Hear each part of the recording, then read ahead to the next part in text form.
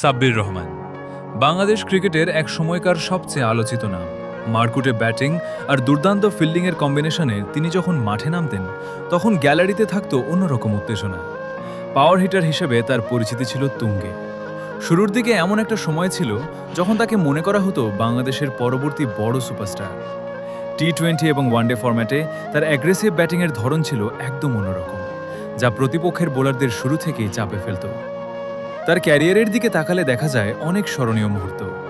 England বা অস্ট্রেলিয়ার মতো বড় দলের বিপক্ষে তার সেই সাহসী ব্যাটিং কিংবা জিম্বাবুয়ের বিপক্ষে ম্যাচ জেতানো ইনিংসগুলো এখনও ভক্তদের মনে গেঁথে আছে। শুধু ব্যাট হাতে নয়, পয়েন্ট অঞ্চলে তার ফিল্ডিং ছিল দেখার মতো। অবিশ্বাস্য সব ক্যাচ নেওয়া কিংবা সরাসরি থ্রোতে রান আউট করা। সাব্বির ছিলেন সেই সময়কার সেরা ফিল্ডারদের একজন। দলের যখনই কঠিন সময় আসত তখনই যেন সাব্বির তার ব্যাট হাতে জ্বলে উঠতেন।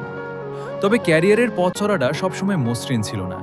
ইনকনসিস্টেন্সি এবং মাঠের বাইরের নানা ইস্যুর কারণে জাতীয় দলে তিনি লম্বা সময় ধরে থিতু হতে পারেননি।